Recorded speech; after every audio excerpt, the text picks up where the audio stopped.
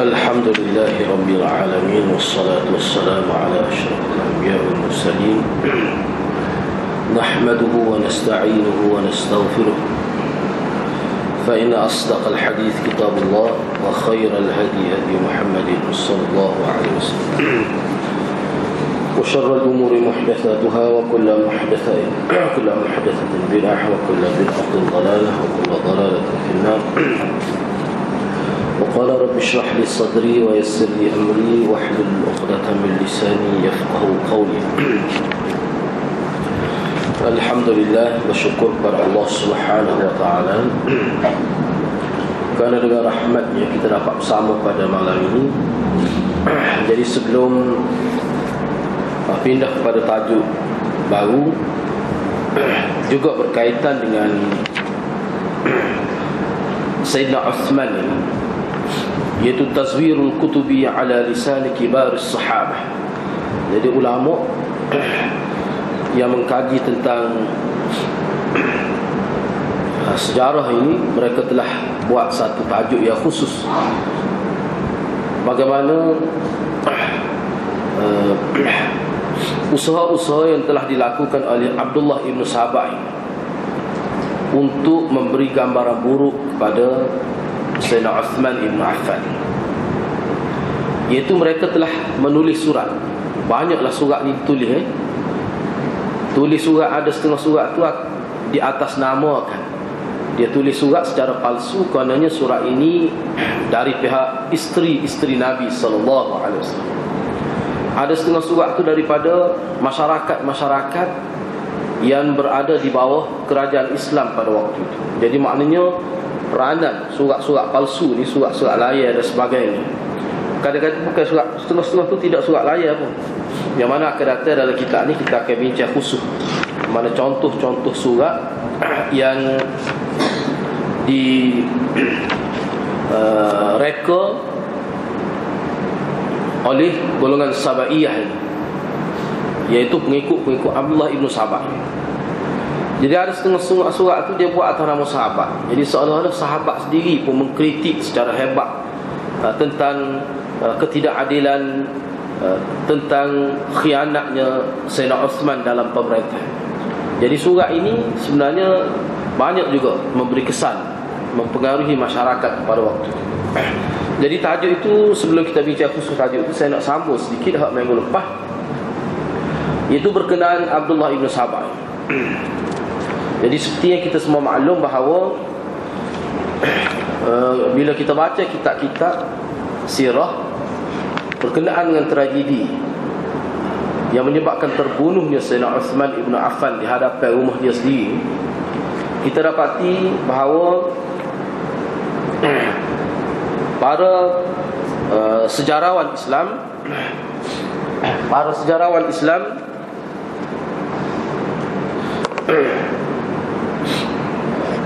tak tinggallah nama Abdullah ibn Sabah. Tak tinggal nama Abdullah ibn Sabah.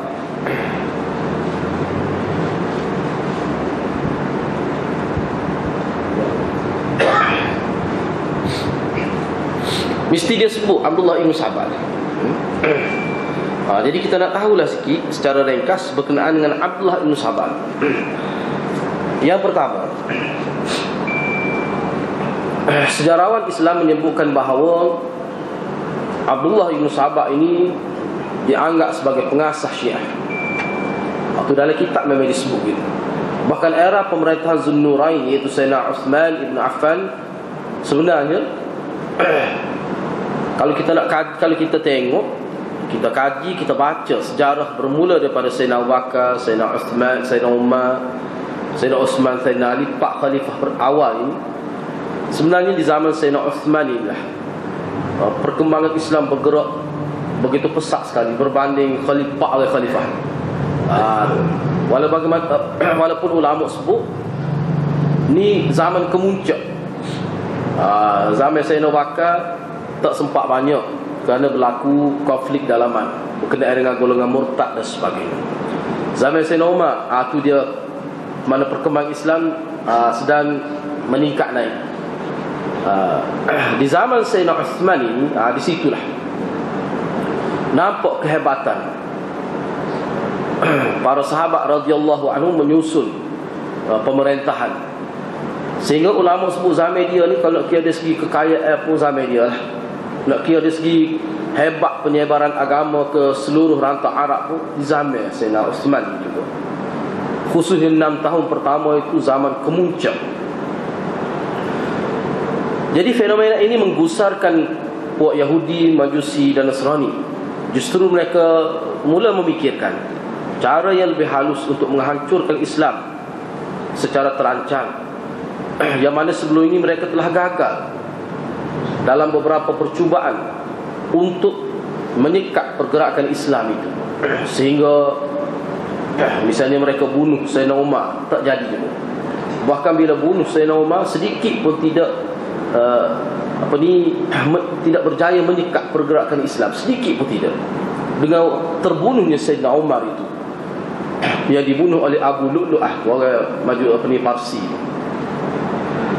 Jadi musuh-musuh Islam mula memikirkan satu strategi yang lebih halus lagi tersusun. Mereka fikir untuk menyekat gerakan Islam melalui peperangan, mereka tak mampu.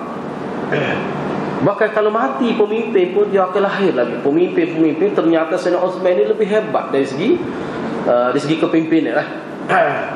Sebenarnya nampak tu lebih hebat lagi. Jadi untuk tujuan itu mereka telah menghantar seorang ahli propaganda, propagandis yang hebat, iaitu seorang Yahudi yang disebut sebagai Ibnu Sauda. Setengah kitab sebut Ibnu Sauda, atau setengah kitab sebut Abdullah bin Sabah. Dia ni merupakan ahli propaganda, orang yang mahir dalam nak menyusun strategi, nak mengalihkan pandangan masyarakat bagaimana. Dan dia mari ni, dia pakai jubah. Dia pakai jubah, kalau tengok tu mesti orang kata dia tu bukan sekadar orang Islam biasa lah. Siapa di dalam kitab sebut dia ni, bila orang tengok dia, orang kata dia an-nahi al-amir bil ma'ruf wan-nahi 'anil munkar. Orang akan kata gitu. Tengok dia ni, orang kata dia ni lah orang yang berperanan sebagai menyuruh orang buat baik, amar ma'ruf tu lah. Al-amir bil ma'ruf wan-nahi 'anil munkar. Tengok dia punya personality dia. Dia cuba bina watak dia di kalangan masyarakat Islam tu sebagai seorang Islam yang beramal dengan Islam, sehingga orang klik. Ni dia punya tokoh Syiah, pengasas Syiah. Jadi modus operandi ini menjadi sebagai satu perkara yang diikuti, bahkan menjadi sifat tabi'i Syiah akhirnya kali ini. Beliau telah membawa masuk berbagai-bagai fahaman yang sama sekali tidak ada kena-mengena dengan ajaran Islam yang dibawa oleh Nabi SAW. Jadi fahaman-fahaman ganjil berkenaan kemudiannya disambut dan dikembangkan sehingga akhirnya dijadikan prinsip ajaran Syiah di sepanjang zaman. Berdasarkan pada hakikat inilah, maka Abdullah ibn Sabah yang berbangsa Yahudi telah dianggap sebagai pengasas pada ajaran Syiah. Oleh kerana ajaran-ajaran dia, hak dia sebut, hak dia asaskan di zaman dia hidup tu, akhir sekali benda ajaran itu disambut, dijadikan prinsip ajaran Syiah. Sebab itulah orang kata dia ni pengasas. Dia tak mengaku dia pengasas Syiah, tetapi ajaran dia tu, saya akan sebut selepas ni satu persatu ajaran dia. Hak itulah yang menjadi ajaran asas, bukan ajaran pecahan, tidak, tapi ajaran asas Syiah, yang dikira sebagai aslu usul din Syiah, asal usul agama Syiah, bukan furuk asal Syiah, tidak, bukan furuk usul, tapi aslu usul ini. Aslu usul ni mana benda paling mendasar. Jadi tokoh Yahudi ini telah mempopularkan ajaran-ajaran yang bersifat akidah, yang tidak ada kena-mengena dengan ajaran Islam yang dibawa oleh Nabi Muhammad SAW. Beliau telah berjaya menanam kukuh ajaran akidah sesat ini ke dalam pemikiran pengikutnya, dan ajaran ini telah meresap ke dalam semua pecahan-pecahan Syiah. Jadi ajaran yang Abdullah ibn Sabah bawa ni dalam pecahan Syiah ni adalah ni pelik. Kata Imam Makrizi, Syiah ni dia pecahan dia sampai 400 lebih. Jadi ada semua ni contoh-contoh aja yang saya akan sebut sebenarnya ada semua dalam mana-mana Syiah mesti ada. Sebab dia ada juga berbeza Syiah ni, tapi hak asas orang panggil Syiah. Mana kalau tak ada orang tak panggil Syiah lah. Kau kita lah. Nah, kalau tak ada mengucap 2 kalimah syahadat walaupun semaya, walaupun puasa, orang tak panggil Islam gitu. Nah, yang penting asasnya tauhid tu. Asasnya syahadatain. Beliau seorang yang sangat pintar. Ulama memperakui Abdullah ibn Sabah seorang yang sangat pintar kerana meletakkan kata kunci dalam ajaran dia. Apa dia? Kata kunci mula-mula, punca sesak mula-mula Syiah ni ke dia. Dia memartabatkan imam dia dengan mengatakan ismatul imam. Ini hak mula-mula sekali. Kena ingat. Dalam Syiah inilah benih hak mula-mula sekali yang akhir sekali menjadi subuh Syiah tu, melahirkan pokok yang kira-kira kuat bertahan sampai kali. Dan dia ni kira-kiranya target dia ni adalah sebagai alternatif pada Islam yang kita sedang anut sekarang. Ismatul imam, yakni imam ini maksum. Sebab dia tengok Nabi ni, konsep maksumnya Nabi ni, jadi orang percaya ke Nabi. Bila kata Nabi ni maksum dalam bab ni, Nabi ni maksum, para Nabi ni maksum, jadi orang percaya dia. Jadi seolah-olah dia faham bahawa bila kata Nabi ni maksum, maka dia tak tersalah lah. Dipahami dia lah. Kita tak kata gitu. Kita kata maksumnya Nabi ni dalam bab syariat, dalam bab agama Nabi tak salah. Boleh jadi Nabi ada berlaku kesilapan dalam kehidupan biasa, tak kait dengan agama lah maksudnya. Misalnya kita kata Nabi bila menyampaikan agama tak tersalah. Tapi boleh ada lupa, tapi lupa tu bukan dalam bab agama. Dalam bab kehidupan biasa boleh jadi ada lagi. Kalau kita kata maksum Nabi ni, mana Nabi tidak tersalah khusus dalam bab kait dengan agama. Maknanya Nabi tak buat kesalahan, sama ada dosa besar atau dosa kecil. Sebab setiap yang Nabi buat dikira sebagai agama. Cumanya kalau ada terlupa, itu bukan dalam bab agama. Tak tahu, itu bukan dalam bab agama. Itu sifat basyariah, sifat manusia biasa. Hak tu tak hilang. Bila kita kata Nabi ni maksum, tak hilang. Jadi kukuh mana apa dengan sifat maksumnya? Ismah kita panggil. Maka Nabi semua percaya dia. Maka dia berfikir, dia kata ni hak sebenarnya kunci dia duduk sini. Dia pun isytihar bahawa Sayyidina Ali ni maksum. Dia jaga apa habis negeri dia pergi. Setakat dia pergi. Nah, khususnya Kufah, Basrah dan Mesir itu. Di Syam dia tak berjaya. Kerana masyarakat Syam ni pada waktu tu ada pengaruh Muawiyah kuat, tak berjaya dia. Kira-kiranya lah. Disebut dalam kitab tak berjaya dia. Bahkan masyarakat Syam hambak dia, halau dia daripada Syam, daripada Syria, hambak. Jadi sebenarnya kesan dari konsep kemaksuman imam ini, bila kata imam tu maksum, imam pertamanya adalah Sayyidina Ali lah. Sayyidina Ali pun tak tahu dia tu jadi imam. Ni dilantik tanpa pengetahuan dia, dengan maksud untuk merosakkan dia. Sebab apa? Dia kira Sayyidina Ali ni kira Ahlul Bait.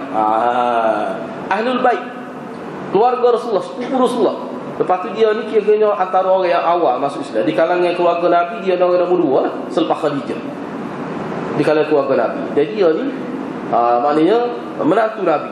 Dan Syiah reka pula cerita bahawa Nabi lah didik dia. Nabi pera dia jak kecil lagi. Tu cerita dia. Dan kita dapat maklumat sejarah pun kata Sayyidina Ali lah. Pak Nabi pera jak kecil lagi. Sebab tu dia ni hebat. Mari. Macam-macam lah cerita. Tujuan apa sebenarnya?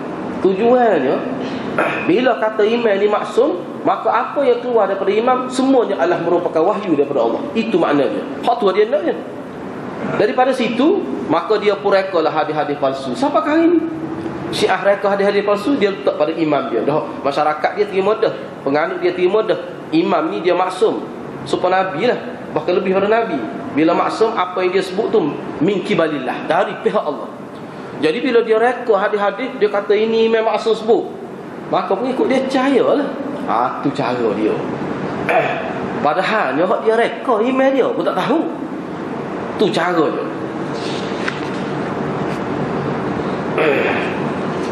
Misalnya disebut, ni ulama kita sebutlah dalam kitab Tarikh Imamiyah. Semua ni ada muka surat belakang dia, saya sebut secara ringkas. Ini antara yang disebut dalam sejarah Imamiyah, sejarah Syiah Imam 12 ni. Antara yang disebut, walima kana al-imamu ma'suman indal imamiyah fala majala lisyakki fi ma yaqul. Keyakinan Syiah Imam 12 akan kemaksuman imam menyebabkan tidak boleh meragukan setiap kata-kata imam. Dan bila dia kata imam itu maksum, apa yang imam kata mesti benar. Jadi mana pengikut dia akan percaya kata-kata imam itu seperti Quran. Sebab itulah Syiah ni hadis dia adalah kata-kata imam, bukan kata-kata Nabi SAW.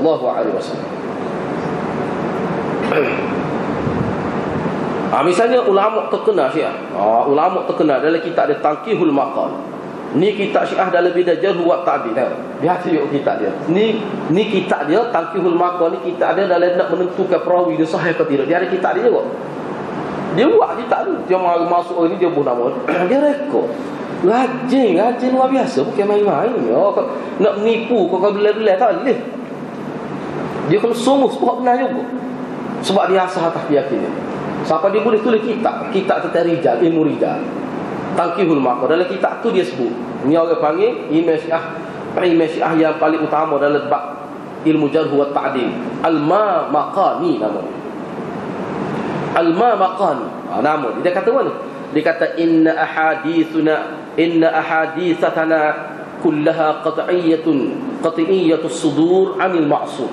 Tu dia.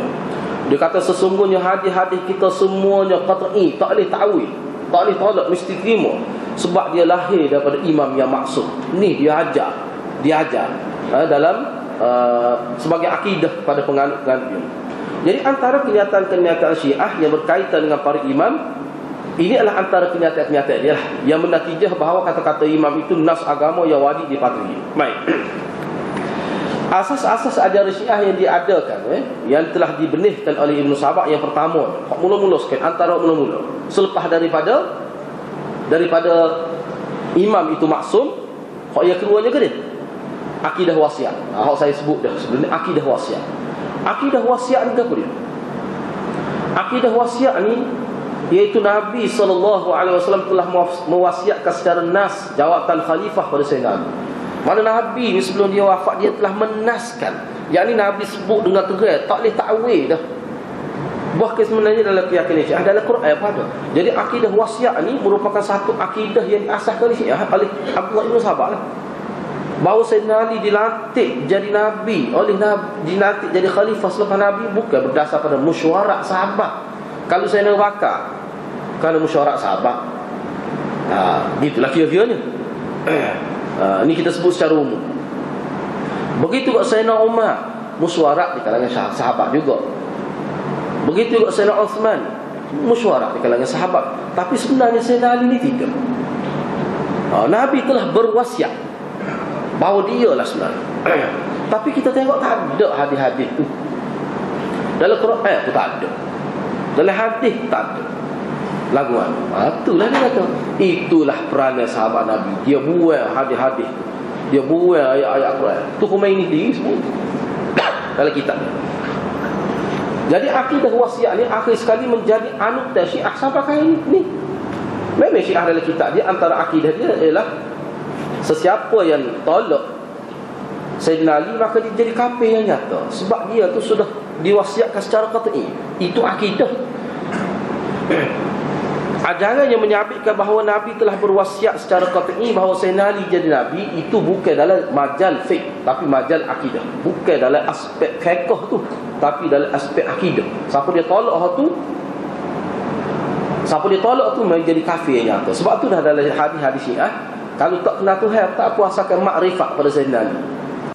Ma'rifatullah duduk nombor 2. Bahkan seorang itu kalau tak semaya, tak puasa, tak gapa, asalkan makrifah pada Ali, dia sudah boleh masuk syurga. Itu dalam kitab-kitab dia. Yang kedua, ni ajaran dia. Ajaran ni disambut oleh semua Syiah. Syiah mana-mana pun memang dia ada. Pecahlah berapa ratus Syiah pun seperti Makrizi kata 400 Syiah. Ni tak ada lagi. Syiah ni dia khilaf al-bawah. Ismail tu jadi tu dia khilaf sih. Tapi bab Sayyidina Ali tak ada khilaf. Kita kena tahu tu. Bab Sayyidina Ali Syiah tak ada khilaf. Semua terima. Tak ada. Bila sebut Syiah tak ada kata Sayyidina Ali tidak imam, tak ada. Kalau tidak kata lagu tu orang tak panggil Syiah tu. Panggil lah, tak panggil dia. Tapi orang tak panggil Syiah lagu tu. Sebab tu kita sebut ni penuh ada semua. Bila kata aja Syiah, dia mesti ada. Yang kedua, Abdullah Ibn Sabah lah yang menjadi pengasas kepada Al-Bara'ah. Satu akidah dia, Al-Bara'ah. Apa maksud Al-Bara'ah? Al-Bara'ah ialah sikap memutuskan hubungan kasih sayang dengan orang yang memusuhi Sayyidina Ali dan orang yang tidak sependapat dengan Sayyidina Ali, dan menghukumkan mereka semua sebagai kafir. Itulah ta'rif bara'ah. Bara'ah ni dengan erti memutuskan hubungan kasih sayang. Sedangkan kita ni haram kita memutuskan hubungan kasih sayang. Walaupun balas pun Nabi dalam hadis yang kata sekat 3 hari ya. Hati kita kalau tak kecek tapi kita sayang dia, mana tidak putus tu. Kadang-kadang kita bertekih dia, kita pun tak tegar lebih hari. Tak tegar tu saja malas nak jumpa, tapi hati kita tak benci dia. Saya tu tak panggil putus lagu tu. Kalau lagu ni kalau dia sakit gila sebab tak ilah perasaan saya tak ilah cuma balas zahir, malas nak sebab mulut dia tu bisa belajar. Tapi hati kita tak benci dia. Tidak anggap dia tu selesai boleh jadi sebulan malas jumpa dia, hati kita tetap saya sebagai Islam. Tu orang tak panggil memutuskan silaturahim tu. Ni dak ni. Bara'ah ni putus tu tak ada hubungan, menafikan hubungan. Akhukum fil Islam tak ada. Tu bara'ah. Ini akidah. Orang yang memusuhi Nabi dan orang yang tidak sependapat dengannya, bahkan menghukumkan kafir, data hasah bara'ah ni lah Syiah reka hadis-hadis palsu yang menyebutkan bahawa waqadir taddu ba'da wafati Rasulullah illa thalathin Miqdad ibn al-Aswad, Abu Dzar al-Ghifari wa Salman al-Farisi. Ni asal ni. Nak boleh tubik hadis telah murtad semua sahabat bila wafatnya Nabi kecuali 3 orang. Siapa dia? Miqdad, Abu Dzar dan Salman al-Farisi. Tu tujuan nak merealisasikan konsep bara'ah. Naknya benci. Bila kata benci, kita tolak dia bukan sekadar hubungan ke manusia, atas dasar agama kita tolak dia. Sebab tu dia ni ajaran ni sangat bahaya. Ajaran ni lah dia boleh timbulkan rasa benci, rasa taksiah. Dia sanggup buat apa saja. Dia sanggup cicir, dia sanggup gerak kemaluan, dia sanggup puluh perut orang atas pendapat dia atas ajaran ni. Ni. Sebab tu lah ulama kata cerdik kakak Ibn Sahabat ni. Sebab tu Ibn Sahabat ni cerdik, bukan main-main. Jadi kita kena ingatlah Syiah ni bukan main-main. Bukan sepuluh cerita ayah pen dah baca tak erti. Bukan nak rendahkan dia, tapi nak ayat setara tu pun beribu orang ikut dia. Cuba hati-hati type dalam internet. Masuk dalam internet, masuk kepada e-akidah. E-akidah Majlis Agama Islam. Ada sebut ajaran FP, ciri-ciri ajaran dia. Boleh tahu sendiri. Bahkan dia sebut ayat FP ni kalau kira segi akademik tak ada rasa. Baca pun tak erti. Ni kapu ni kita sebut ni sebab dia dhalla wa adalla, tidak mengumpat. Ulama kata kalau kita sebut orang supaya orang benci kerana dia tu menganjurkan ajak orang jadi sesat, tidak dikira mengumpat. Kalau sekarang dhalla mungkin ni dhalla wa adalla, sesat dan dia menyesatkan orang. Boleh kita sebut. Ni kapu sungai baca ni kan. Nah, dia tu lagu ayat kalau pendek. Klik-klik ada pengikut pergi Indonesia lama kat lah Indonesia pergi nutuk sana, tak tahu nutuk ilmu dia tu beribu ada pegawai apa ada ikut dia. Bukan orang-orang bodoh saja, orang cerdik. Enggak ni pokok ni cerdik ni, bukan kelas-kelas bodoh nak boleh minta ayat bodoh.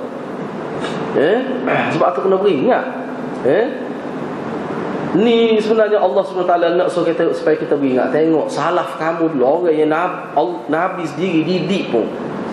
Nabi nak ayatnya manusia ni dia boleh terjatuh, dia tetap ada kelemahan. Sehingga jadi pada sahabat dah tu.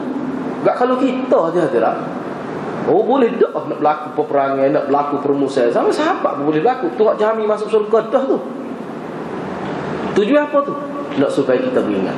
Kena beringatlah musuh Islam ni, kena beringat. Benda-benda juga dia gerak kita nak bertolak ansur pun benda-benda juga. Kena tengok benda juga. Dalam bab ni tak ni. Tengok. Sandaran kenyataan bukan melalui sumber dari tarikh Tabari dan jaluran riwayat Saif bin Umar sahaja. Bahkan ia juga melalui sumber-sumber lain yang umpamanya An-Nawbahti, Al-Kashashi, Al-Mamaqani dan juga At-Tustari dan sejarawan Syiah yang lain. Jadi kenyataan yang sebut bahawa Ibn Sahabat lah yang mengasahkan akidah bara'ah ni, yakni memutuskan hubungan kasih sayang. Jadi maknanya bila tak ada kasih sayang ke dia tanam kebencian. Mula-mula buat perasaan kasih sayang, cinta, rasa kagum sahabat. Selepas tu dia masuk benci pada sahabat. Bila benci pada sahabat, dia jadi secara otomatik benci kepada orang yang ikut sahabat. Sebab tu dalam Quran kata Allah memperkukuhkan sahabat liyaghiza bihimul kufar. Tegas dalam Quran, tegas sungguh ayat tu. Tujuan Allah memperkukuhkan sahabat ni liyaghiza bihimul kufar, supaya orang kafir benci. Jelas ayat tu ulama kata bahawa orang benci ke sahabat dia orang kafir, bukan orang Islam dia. Tapi orang kita ni tak tahulah, dia baca kau dia lopak dia baca ayat tu lah.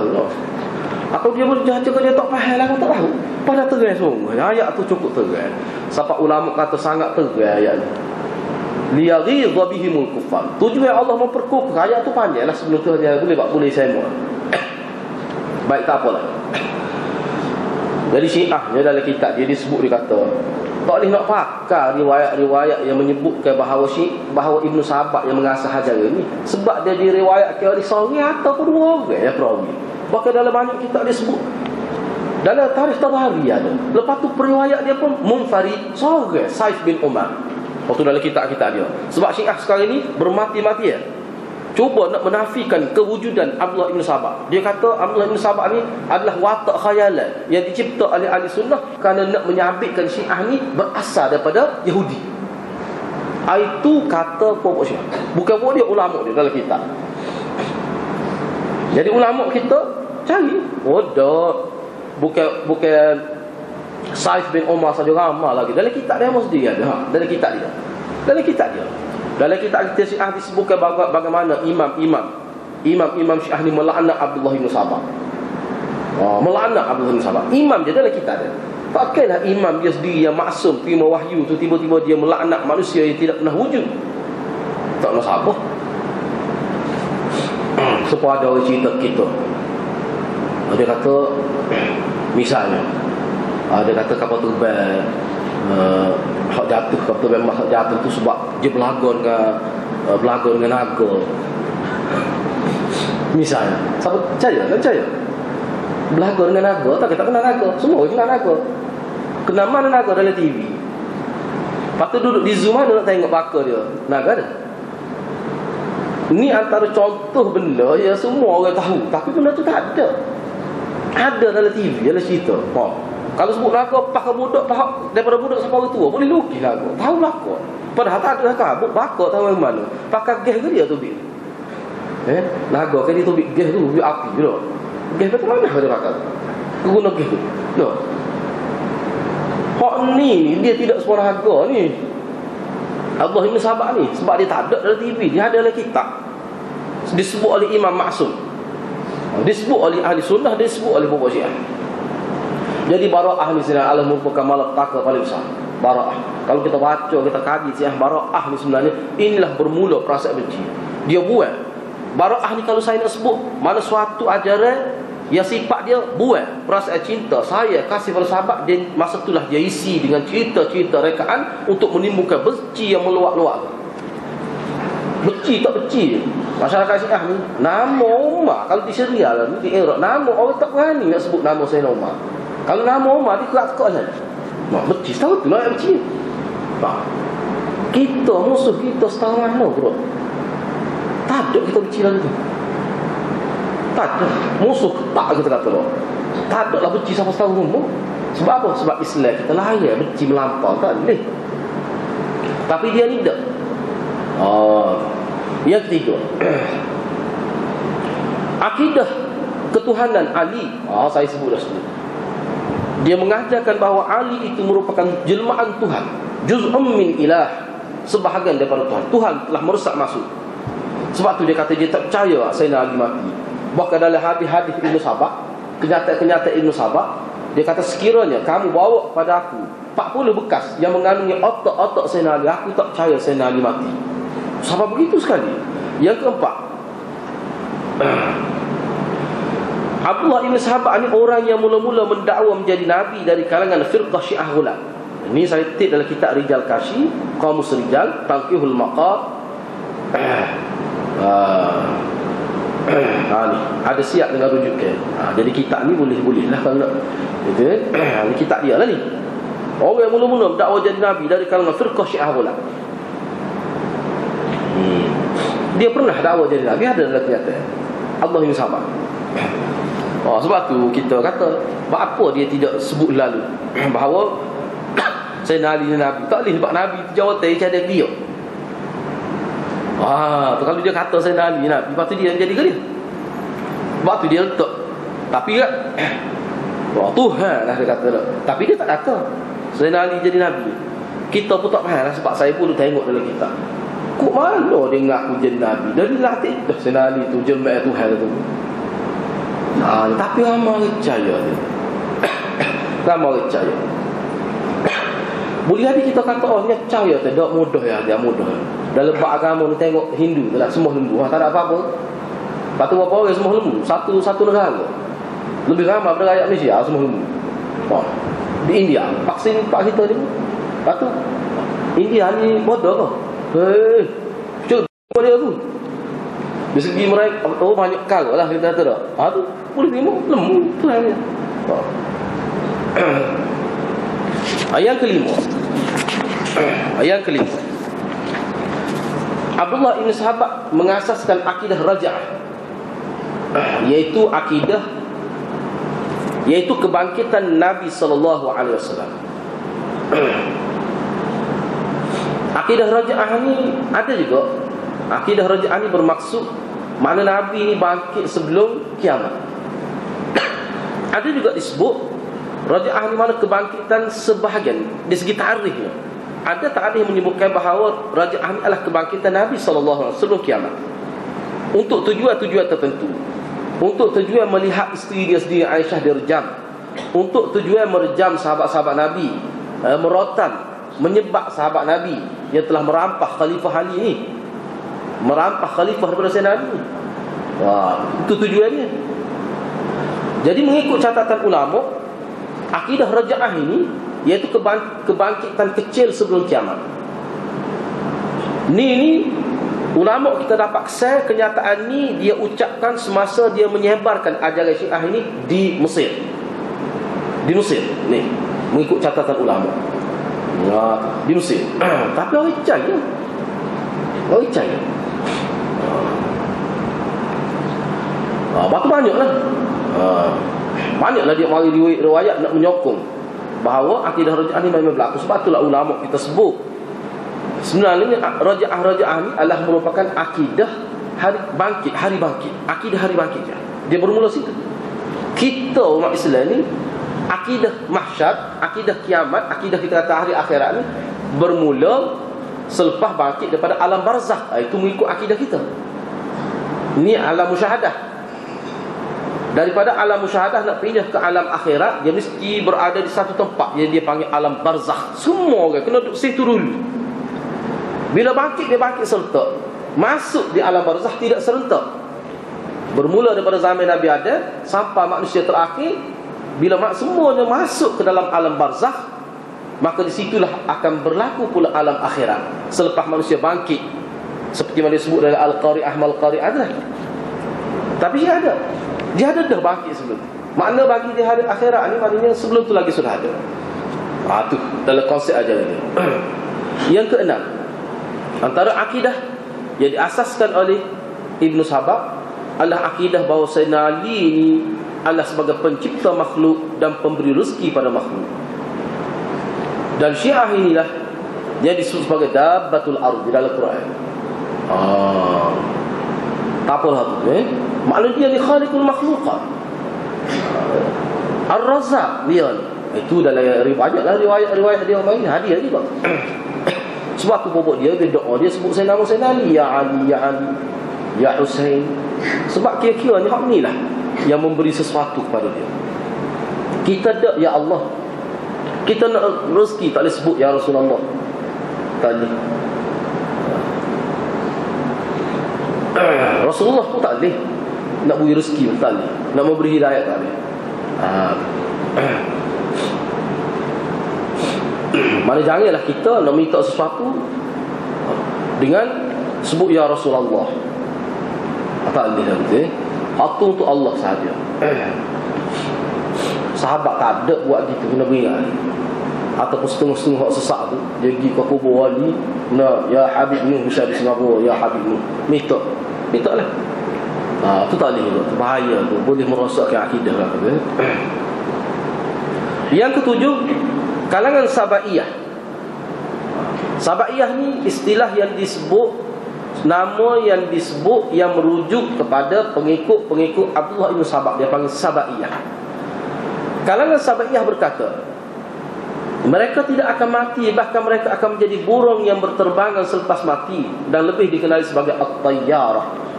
Mengikut akidah itu. Dari siapa ada? berterbang ya.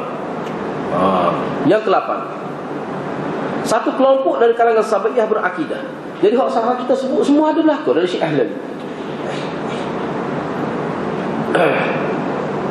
Satu kelompok dari kalangan Sabaiyah berakidah berlaku perpindahan ruh suci dari kalangan imam. Majoriti kalangan mereka berintikad dengan tanasukh dan rajah. Ni bab tanasukhul arwah dia panggil.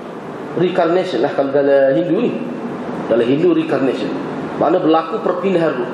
Bila seorang itu mati, kalau dia masa dia hidup dia orang baik, tok lebah, tok apa, ruh dia tak akan masuk dalam burung merak, dalam kijang, kira-kira binatang hak molek-molek lah, hak orang tak kembal.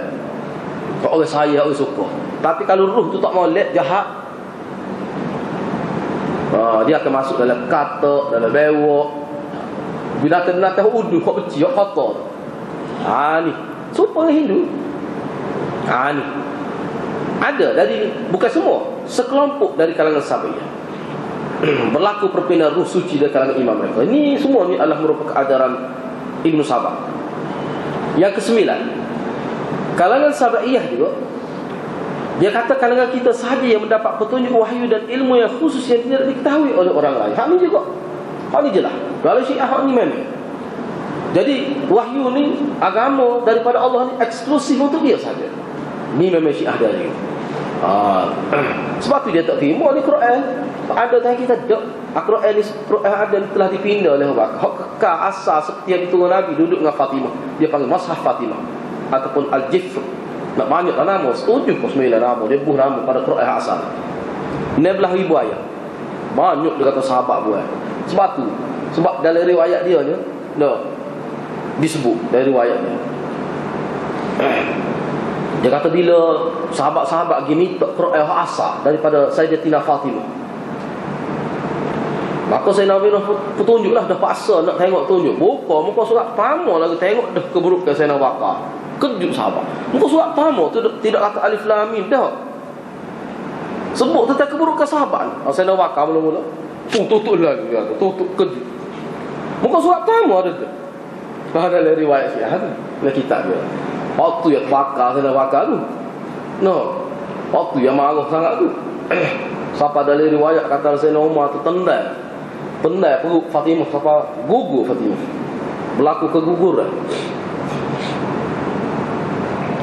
Yang ke-10, kalangan Syiah Sabaiyah berkeyakinan Rasulullah menyembunyikan 9/10 wahyu Allah dalam kitab ni.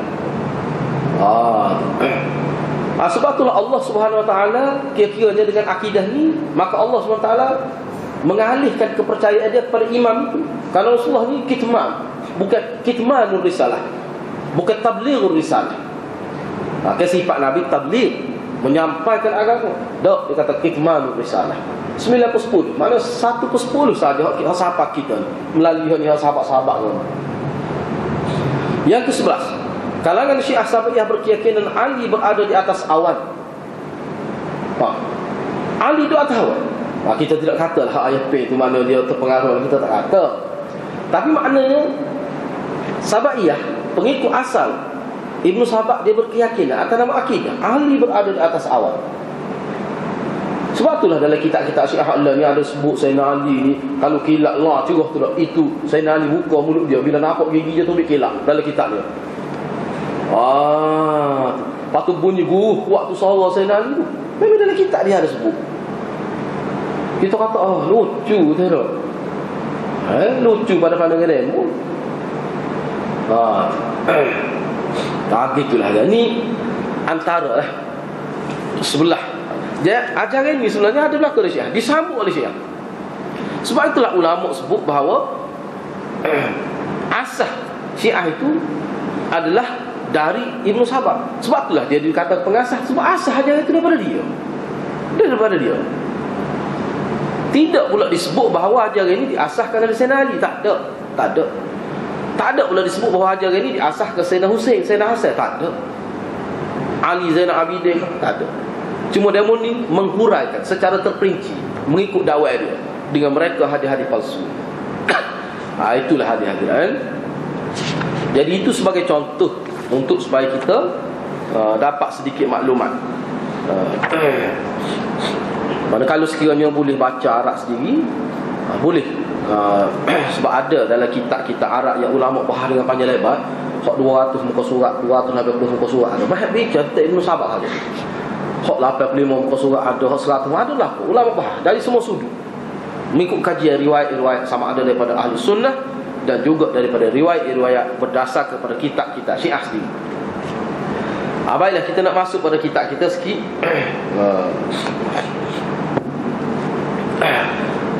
Baik, berkait dengan Sayyidina Uthman ibn Affan ini, saya telah sebut sebelum ini bahawa Abdullah ibn Sabah ini, antara peranan yang dimainkan oleh beliau adalah dengan cara menghantar surat-surat kepada setiap daerah-daerah. Dia ada khusus orang-orang yang pergi hantar surat. Ni surat ni sebagai surat propaganda untuk memburukkan Sayyidina Uthman. Tak padan dengan penceramah-penceramah, propagandis dia hantar untuk surat-surat kepada pemimpin dan sebagainya. Kalau dalam konteks kita sekarang ni kan, mana dalam bentuk media cetak lah ni mudah lagi lah, muka zaman internet dah. Kadang-kadang hok buat fitnah, dia tak tahu ambil rumah pun, duduk rumah tapi gak berasak negeri. Nyata kuasa tu. Pening ya. Biasa ya. Zaman dulu, zaman tak ada internet, dia hantar melalui surat. Bahkan disebut dalam kitab-kitab dia ada khususnya. Orang yang naik kuda, pecuk ni pergi hantar surat situ-sini. Tu antara punca. Baik. Tajuk hari ni ya, malam ni ya, tazwirul kutub ala lisan kibarus sahah. Dalam konteks surat-surat palsu. Surat-surat palsu yang digunakan nama sahabat-sahabat besar. Jadi dia guna nama sahabat-sahabat Nabi, latahik dia tu latahik sahabat. Tu dia. Surat tu seolah sahabat cok. Yang benar, gini-gini saya nak wakar. Apa ni? Tak ada saya wakar tu mati dah. Sahabat-sahabat lah. Sahabat isteri Nabi misalnya, ada surat. Isteri Nabi sendiri tulis surat mengesah kepada Sayyidina Uthman ni jahat, Sayyidina Uthman ni nepotism, Sayyidina Uthman ni kronism, Sayyidina Uthman ni banyak ambil harta zakat, makan harta zakat, Sayyidina Uthman ni rokok perempuan, macam-macam. Sayyidina Uthman lantik anak-anak dia memegang jawatan penting dalam pemerintahan. Dia ada seluruh atas nama isteri-isteri Nabi, atas nama sahabat-sahabat Nabi. Saya nak baca sikit ni. Saya terjemah lagi supaya ringkas. Jadi golongan Sabaiyah ni tidak hanya memadai dengan menulis surat-surat palsu, surat-surat layan yang mengandungi pendustaan terhadap gubernur Sayyidina Uthman yang dilantik oleh Sayyidina Uthman. Mereka menulis surat secara berterusan sebagai surat aduan dari kalangan rakyat jelata. Dan mereka mendedahkan dalam surat itu uyubihim, yakni keaiban-keaiban pekerja-pekerja, gubernur-gubernur, orang-orang kepercayaan Sayyidina Uthman. Sehingga lebih daripada itu, mereka juga menulis surat-surat palsu yang diatasnamakan sahabat-sahabat besar Nabi sebagai pengaduan tentang kejahatan, khianatnya Sayyidina Uthman dalam pemerintahan. Kata Ibnu Katsir, saya terjemah tu lah. Dipalsukan surat-surat atas nama sahabat. Ni kata Ibnu Katsir dalam kitab dia Al-Bidayah wan Nihayah. Ni kitab sejarah yang terkenal. Kata Ibnu Katsir, surat-surat palsu atas nama para sahabat yang agung dicipta, direka, sehingga surat ini sampai yang mana sahabat-sahabat ini berada di bumi Madinah. Jadi sahabat-sahabat besar duduk di Madinah.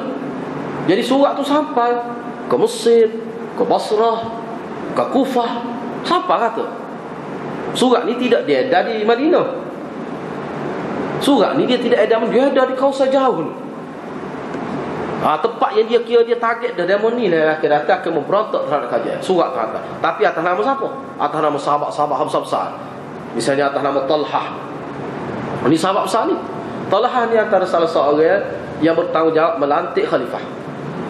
Ni orang panggil Ahlul Halli wal Aqdi dia panggil.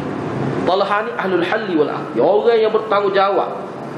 Mana suara dia tu menjadi salah suara yang didengari untuk melantik pemimpin. Atau dalam bahasa lain dia ni orang panggil dia ni kira ahli Dewan Negara. Yang bertanggungjawab mengubah undang-undang dan sebagainya. Zubair ibn al-Awwam, ini menantu Sayyidina Abu Bakar, suami pada Zainab.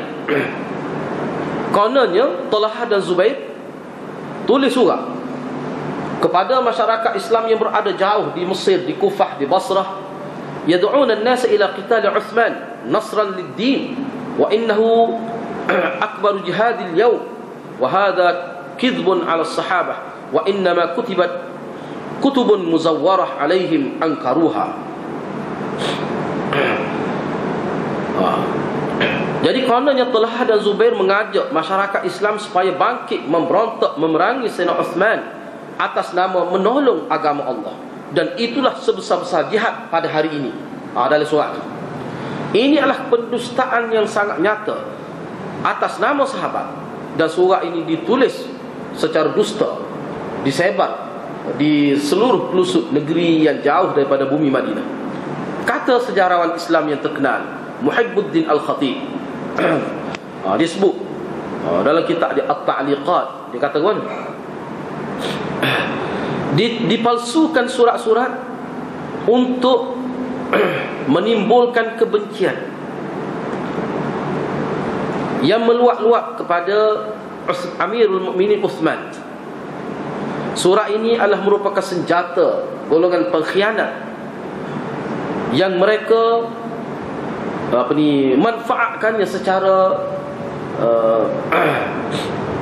dalam bentuk apa sahajalah. Surat tu kalau dia nak sebut tentang Sayyidina Uthman ni, dalam surat tu lah dia sebut. Bagi tarasul kena ingat surat ni surat bersiri, bukan sekali atas ni ada. Dia ada perancangan dia. Surat ni surat bersiri. Dia hantar. Boleh seminggu siapa pula so. Jadi orang tak ada sejuk lah. Isu tu tak ada sejuk. Kalau dah sejuk tak ada apa. Jadi isu tubik sama. Minggu ni tubik cerita ni, minggu depan tubik cerita lain pula. Banyak episod. Sebab kalau dia sok episod gitu atas tu lah, dia kata cerita lama. Dia kena buat pula boleh sepenggal buat tubik cerita kita. Penggal keluar tubik cerita ni pula. Tu cara dia.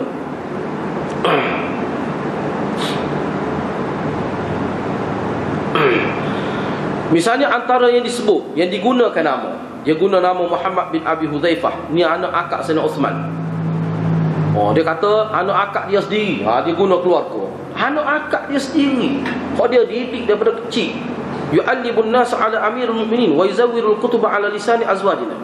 Dia kata anak akak Sayyidina Uthman sendiri duduk sebut keburukan Sayyidina Uthman Amirul Mukminin. Dan juga mereka surat-surat palsu atas nama isteri-isteri Nabi. Lagu mana dia buat? Tengok cara dia. Dia ambil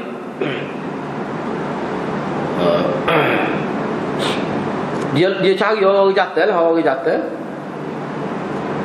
ni orang yang mari jauh, orang tak kenal. Sebagai contoh, katakanlah di Langgar Zamir dulu, Zamir orang mari ni musafir ni tengah panah. Memang mari tu orang musafir ni kita tahu lah dia ni musafir. Sebab muka dia merah kena panah, lepas tu berdebu habis tubuh dia. Cara dia buat lagu mana? Dia cari orang-orang jatuh, orang tak kenal, orang tidak orang tempatan. Dia kurung, lepas tu dia jemur tengah panah, dia jadi hitam. Tu cara dia buat. Lepas tu dia reti-reti debu, nampak sepuluh orang dalam perjalanan. Sebab kita lah ni mari jauh ke mana pun tak ada debu sebab kereta ekor tutup kendak udara. Tak nampak, mari ni tak nampak macam orang dalam musafir. Tapi zaman dulu kalau orang mari musafir jauh, merentasi pada pasir, dia akan nampak beza tu rambut debu, patut panah. Jadi dia ambil orang jatuh, orang lelaki, dia letak atas bumbung fusta. Rumah orang Arab tidak bumbung gini. Dia bumbung tu lantai. Dia boleh buat jemur kain. Dia jemur tengah panah. Siapa muka mereka merah meres, powder kena bakar lah. Jadi kira-kira muka lagu ni kalau orang kata dia ni musafir mari daripada Madinah, orang percaya. Dia jadi lagu tu lah muka. Kemudian orang-orang inilah diupah supaya keluar di jalan-jalan raya Hijaz di Mesir.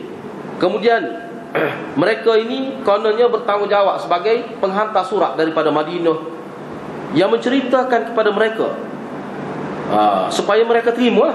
Supaya mereka terima. Jodoh ni kita pun tak kenal. Jadi orang tengok tu memang nampak dia tu orang ibu musafir. Jadi bila lelaki-lelaki upahan ini bertemu dengan masyarakat di Mesir, mereka tunjuk ni surat-surat daripada isteri-isteri Rasulullah yang mengadu tentang kekejaman, kejahatan Sayyidina Uthman. Dan dia baca surat ni di khalayak ramai. Ada disebut ni dibaca di Masjid Jami' di Mesir. Di khalayak orang ramai. Itu adalah merupakan pendustaan yang direka-reka. Ni dalam kitab At-Ta'liqah. Itu cara dia. Jadi benda tu berjaya. Gini hadirat. No. Orang lah ni, orang kita ni atas surat gapo dia percaya dalam masa. Kita tak percaya surat berantar tak berantar dah. Takut ngeri takut. Patah tu tak cukup 20 orang. Takut apa? Takut nyetok. Takut tak ada payah rezeki macam-macam. Percaya ke benda-benda tak pakar tu. No. Bila ada orang kata kena beringat lah. No. Kerana Dajjal ni nak lahir tu.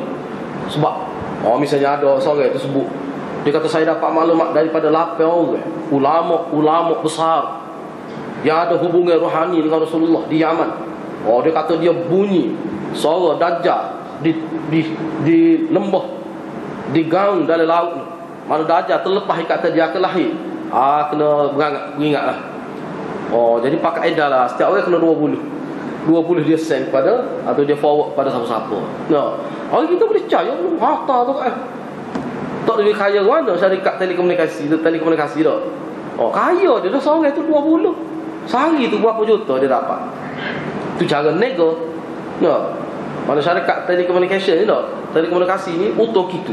Hak tu dari sudut untung lepas tu kita orang Islam ni dah percaya pakai telah mula-mula. Zaman dulu manusia di mana-mana main-main lagu tu kita kata nak boleh percaya.